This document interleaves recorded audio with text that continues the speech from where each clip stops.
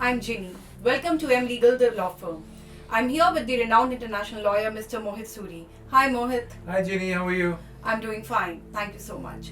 Mohit, with the advent of startups in India and all over the world, we see a lot of new players in the business.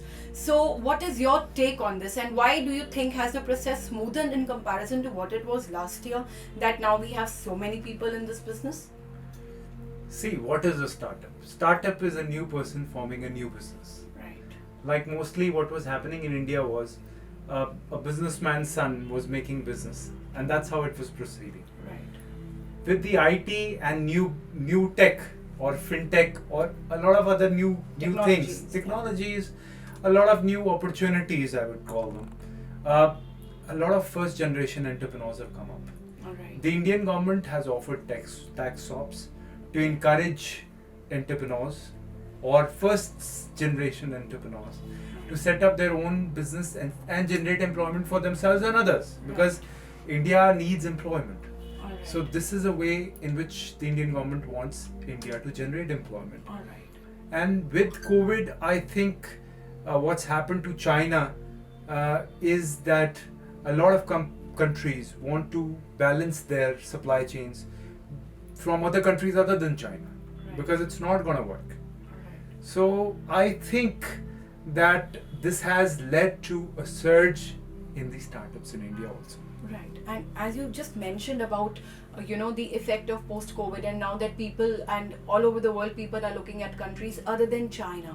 So does this give or does this open a lot more opportunities for young people to enter, or those who were thinking or considering whether they should be entering to this and starting their own startups?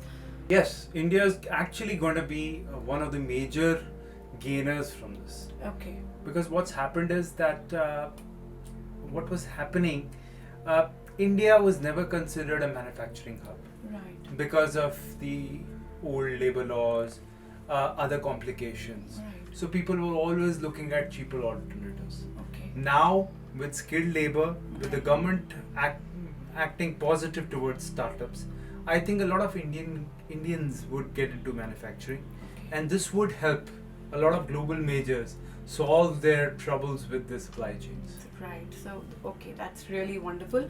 It also brings me to another, something comes to my mind, that till a few years back, this used to be a very cumbersome process to, get into a startup and to get, to get your formalities completed. Has the process smoothened in the Yes, last of few course. years? Yes.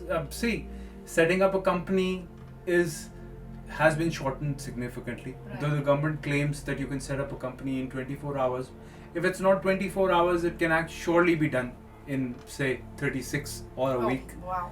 So, which is very quick. Very quick. And then the approvals are faster and Okay. fewer, Okay. because most of the investments and most of the sectors are under automatic route. Okay. All right. And then everything is quickened other than the banking. That's the only thing which is I think become very stringent now around the world, because banks are not willing to lend without any collaterals. Okay. So this is where the startups have to be innovative enough so that they get investment from private investors, or some private investments have to come in, because Alright, private okay. equity or other things, because they cannot survive or rely 100% on the banks. Definitely, they cannot. But this is definitely a good news that there is so much encouragement right from the government, and with the help I think that law firms can provide, Sure. that you can start your company within, let's say, 36 months if you have 36 hours. hours. And sorry, if you have an idea, excuse me for that. So if you're waiting to do that, you can please visit us, M Legal, the law firm. This is Ginny signing off from M Legal, the law firm. Thank you. Thank you, Jenny.